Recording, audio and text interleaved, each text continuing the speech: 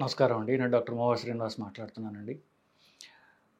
ప్రతి చిన్న ప్రాబ్లమ్‌కి ఏ doctor దగ్గరికెళ్ళినా simple viral జ్వరం దగ్గర నుంచి ఇంకా యూజువల్‌గా ఏంటంటే వెళ్ళంగానే ప్రతిసారి ఒక రక్త పరీక్షలు చేయడం అనేది సర్వసాధారణంగా ప్రతి డాక్టర్ దగ్గర జరుగుతూ ఉంది. అందరి దగ్గర ల్యాబ్స్ ఉన్నాయి కాబట్టి వెంటనే అన్ని పరీక్షలు తీస్తుంది. ఈ పరీక్షలు అన్నిటిలో కూడా అతి సాధారణంగా తీసేటటువంటి పరీక్ష పేరు కంప్లీట్ బ్లడ్ పిక్చర్ అంటారు. సో, కంప్లీట్ బ్లడ్ పిక్చర్‌లో మామూలుగా రక్తం ఎంతుంది అని తెలియడానికి మేము చేస్తున్నామండి అని చెప్తుంటారు. సో, ఇది నార్మల్‌గా ఉండేటటువంటి కంప్లీట్ బ్లడ్ పిక్చర్ అంటే ఏమిటి? దాంట్లో ఉన్నటువంటి దాన్ని ఎలాగా మనం అర్థం చేసుకోవాలి? సో, ఎక్కువున్నా, తక్కువున్నా ఎలా అర్థం చేసుకోవాలి అనేటటువంటి అంశం ఇవాళ మనం పరిశీలిద్దాం. సో, మీకు తెలిసిందే రక్తంలో ఎర్ర కణాలు, తెల్ల కణాలు, ప్లేట్లెట్స్ ఈ 3 రకాలైనటువంటి కణాలు ఉంటాయి. సో, వీటిలో ఒక్కొక్కటి ఎంతెంత ఉన్నది అనేటటువంటి అంశం ఈ కంప్లీట్ బ్లడ్ పిక్చర్ అనేటటువంటి దాంట్లో రకరకాల పారామీటర్స్ వస్తాయి.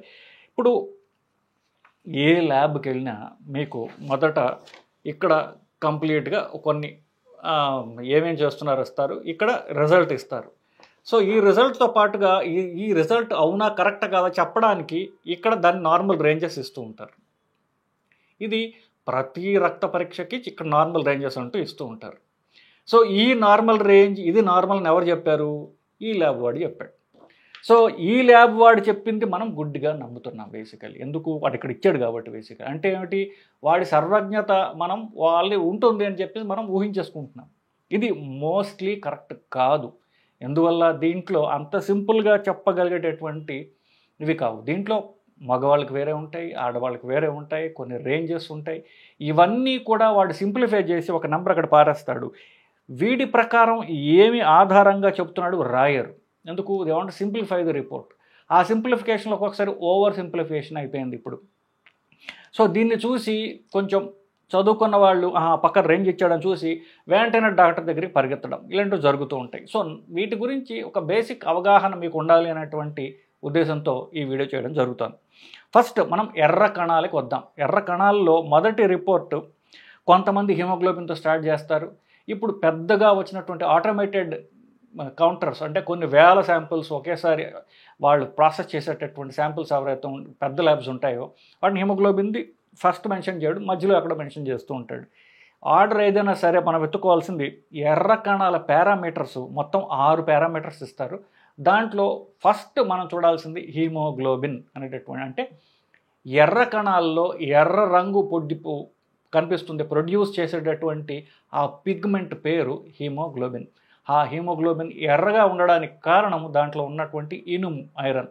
అందుకనే ఎవరికైతే ఐరన్, ఇనుము శరీరంలో తక్కువ ఉంటుందో లేదా అధికంగా రక్తస్రావం అయిపోతుందో వాళ్ళ తినే తిండిలో ఇనుము లేని తిండి తింటున్నప్పుడు వాళ్ళలో ఈ ఎర్ర పిగ్మెంట్ తగ్గిపోతుంది. సో, దాన్ని ఎనీమియా అంటారు. సో, దానికంటే ముందు ఈ ఎర్ర పిగ్మెంట్ యొక్క ఫంక్షన్ అండి అది ఎందుకు ఉన్నది అంటే అది ఆక్సిజన్ క్యారీ చేస్తుంది. మనం తీసుకునే గాలి ఊపిరితిత్తులకు వెళ్తే ఈ రక్తం అంతా ఊపిరితిత్తులకు వచ్చి ఆ ఆక్సిజన్ని తీసుకుని అది కణాలకి మన శరీరంలో అన్ని కణాలకి అది అందిస్తుంది. సో, ఊపిరితిత్తుల్లో ఉన్నటువంటి గాలిని తీసుకుని దాంట్లో ఆక్సిజన్ని తీసుకుని ముఖ్యంగా ఈ ఆక్సిజన్ని అన్ని కణాలకి అందించేటటువంటి అతి ముఖ్యమైన పని చేసే కణం పేరు ఈ అంటారంటే ఎర్ర కణము, ఎరిథ్రోసైట్, ఆర్బీసీ అంటారు. సో, అది టెక్నికల్ మాటలు తీసేస్తే ఎర్ర కణం. ఈ ఎర్ర కణంలో ఉన్న ఎరుపు రంగు దీనికి ప్రధానంగా పనికొస్తుంది. దానికి ప్రధానంగా కావాల్సినటువంటిది ఇనుము, ఐరన్ కావాలి. సో, ఇది ఎంత ఉండాలి? హిమోగ్లోబిన్ ఎంత ఉంటే నార్మల్, ఎంత ఉంటే తగ్గింది, ఎంత ఉంటే ఎక్కువ ఉన్నది, ఇట్లాంటివి తెలుసుకోవాలి. ఇక్కడ ఫర్ ఎగ్జాంపుల్ మీకు చూపించిన రిపోర్ట్లో 14 to 18 గ్రామ్స్ 14 నుండి 18 గ్రాములు నార్మల్ అన్నాడు. అది పూర్తిగా కరెక్ట్ కాదు. ఎందువల్ల? ఆడవాళ్లలో 12 గ్రాములు ఉంటే నార్మల్, 12 నుండి 14 గ్రాములు ఉంటే నార్మల్. మగవాళ్లలో 14 నుండి 18 గ్రాముల దాకా నార్మల్. 20 కంటే ఎక్కువ ఉంటే అది అబ్నార్మల్. అవసరమైన దానికంటే ఎక్కువ ఎప్పుడు వస్తుంది?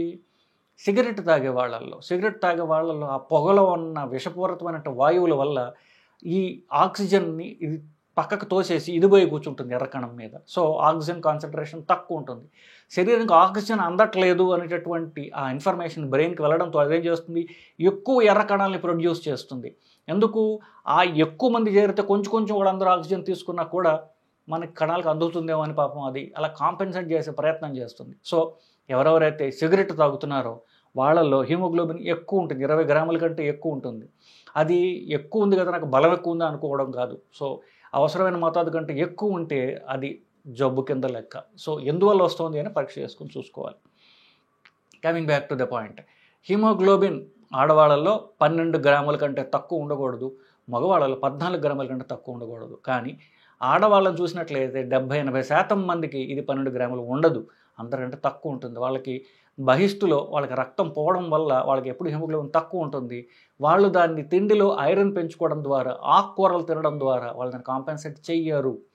ఈ చెయ్యకపోని కారణం చేత వాళ్ళకి హిమోగ్లోబిన్ తక్కువ ఉంటుంది. వాళ్ళకి చాలా ఈ హిమోగ్లోబిన్ తక్కువ ఉంటే వాళ్ళకి ఆక్సిజన్ క్యారీ చేసే కణాలు లేకపోవడం వల్ల వాళ్ళకి వీక్నెస్ రావడం ఇట్లాంటివన్నీ జరుగుతూ ఉంటాయి.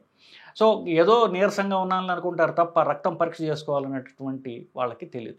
ఇన్ఫ్యాక్ట్ సరిగ్గా తిండి తినకపోవటం వల్ల ఒక 13 ఏళ్ళ మా కజిన్ యొక్క కొడుకు హిమోగ్లోబిన్ 2.8 గ్రాములు చూశాను నేను. షాకింగ్. అతనికి జబ్బు ఉందేమో రకరకాల పరీక్షలు చేశాము. చివరికి తెలియదు ఏంటి, ఏ జబ్బు లేదు, సరిగ్గా పిల్లాడు తినడం లేదు అని. ఎంత ఆశ్చర్యకరం, అవమానకరమైనటువంటి అంశం ఇది.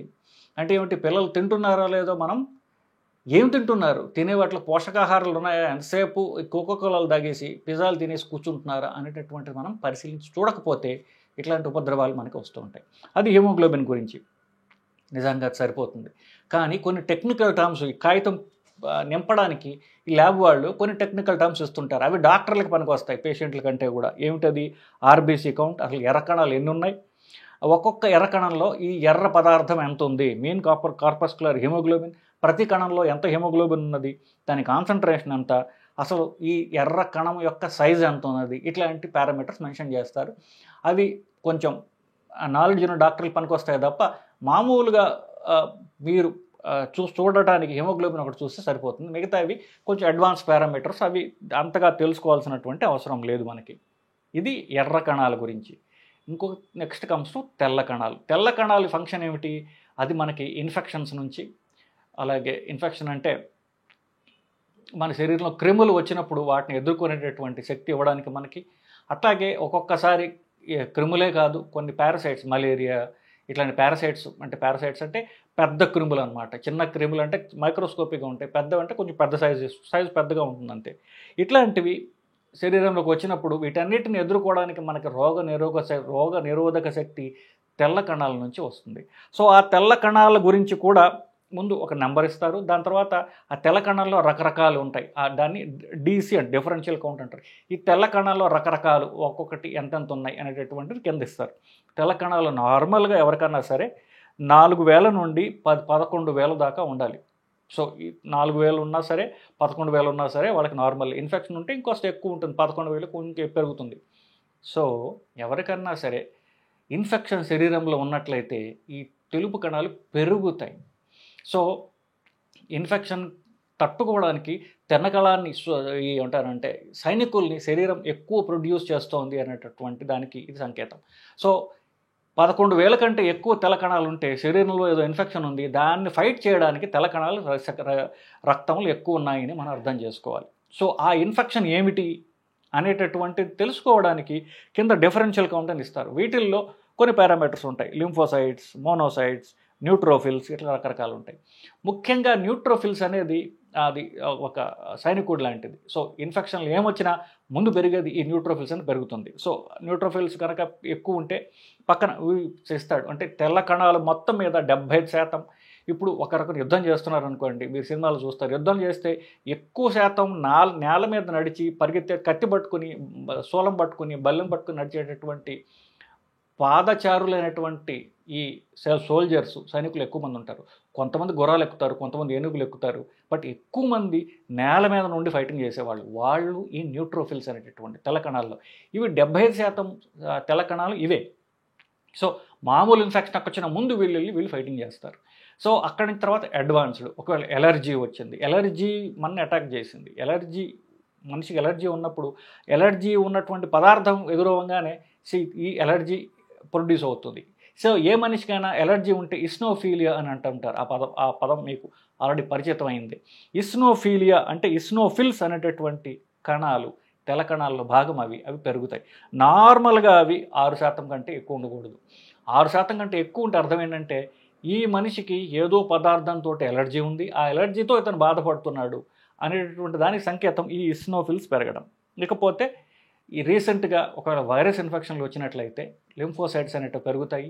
ఒకవేళ చిన్న వైరస్లు చెప్తున్నాను, వైరస్లు, క్రిములు, తర్వాత పారాసైట్స్ అంటే రక్తంలో ఉండేటటువంటి అవి జీవులు.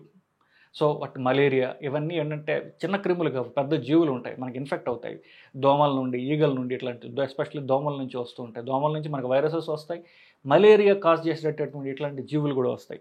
అవి పెరిగినట్లయితే కనుక బేసోఫిల్స్ అనేటటువంటివి పెరుగుతాయి, లేదా మ్యాక్రోఫేజెస్ అనేవి కూడా క్రిముల కోసం పెరుగుతాయి. ఇవి చెప్ప కొంచెం టెక్నికల్ పదాలు అయినప్పటికీ కూడా తెల్ల కణాలు పెరిగితే ఏదో ఒక రూపంలో ఇన్ఫెక్షన్ మనకి చేరి క్రిములు మనని అటాక్ చేశాయి, క్రిములు ఉండటం వల్ల శరీరంలో ఉన్నటువంటి రోగనిరోధకత వాటిని ఫైటింగ్ చేస్తోంది అనడానికి ఇవన్నీ కూడా సంకేతాలు.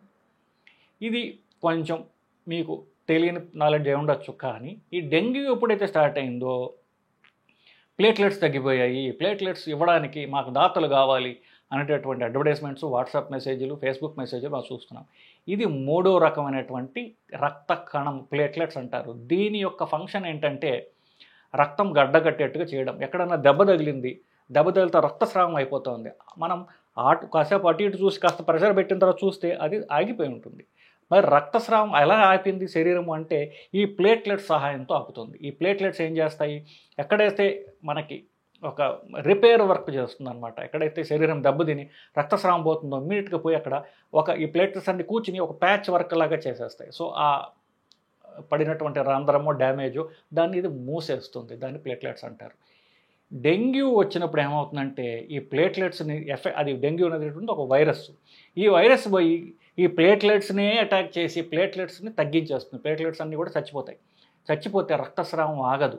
మనకు ఒకవేళ చిన్న దెబ్బ తగిలినా రక్తం ఇంకా అది గడ్డ కట్టకుండా పోతూనే ఉంటుంది. సో అందుకని ఈ ప్లేట్లెట్స్ ఇమీడియట్గా వాళ్ళు ఇవ్వమని. సో బేసిక్లీ జబ్బు లక్షణం అది. ఈ ప్లేట్లెట్స్ నార్మల్గా ఇప్పుడు తగ్గిపోయాయి అంటారు, ఎంతకంటే తగ్గింది అనేది తెలుసుకోవడం మనకు అవసరం. సో నార్మల్గా ప్లేట్లెట్స్ అంటే బేసికలీ 1,50,000 నుంచి 4 లక్షల దాకా నార్మల్. సో ఇది ఒక రేంజ్ ఇచ్చారు బేసికలీ. ఇది ఇప్పుడు అందరికీ ఒకటి ఉండదు, వయసు రీత్యా మారుతూ ఉంటుంది. పుట్టినప్పుడు 3 లక్షలు ఉంటాయి ప్లేట్లెట్స్, అంటే వయసు పెరగ్గా 3 లక్షల ప్లేట్లెట్స్ తగ్గుతూ పోతాయి. 75 వయసు దాటిన వాళ్ళకి 2 లక్షల దాకా వచ్చేస్తుంది అది. కానీ 2 లక్షలు నార్మల్. అది కొంచెం తగ్గితే అధమం 1,50,000 కంటే ప్లేట్లెట్స్ తక్కువ ఉన్నట్లయితే అది అబ్నార్మల్. సో వీళ్ళకి రక్తస్రావం అయ్యే రిస్క్ ఉన్నది అన్నట్టు తెలుసుకోవాలి. అఫ్కోర్స్ ఈ 1,50,000 కాస్త తగ్గుతూ పోతూ ఉంటే మనంత ప్రమాదంగా మనం భావించక్కర్లేదు. కొంచెం బ్లీడింగ్ రిస్క్ ఉంటుంది. అది 20,000 కంటే పడిపోతే మాత్రం ఖచ్చితమైనటువంటి సీరియస్ బ్లీడింగ్ రిస్క్ ఉంటుందని అవసరం అని తెలుసుకోవాలి మనం. సో 2 లక్షలు నార్మల్, 1,50,000 దాకా ఓకే, అంతకంటే తగ్గుతుంటే మనం జాగ్రత్తగా ఉండాలి.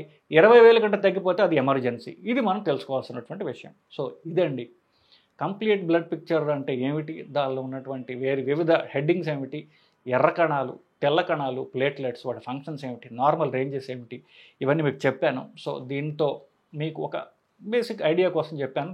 దీనిలో చెప్పాను కదా, ఇప్పుడు ప్లేట్లెట్స్ అంటే ఏ ఏజ్ బట్టి అవి ఉంటాయి, తెల్ల కణాల్లో ఏ కణం పెరిగితే మనకి ఏ ప్రాబ్లం అనేది ఇవన్నీ డాక్టర్లు చూసుకుంటారు.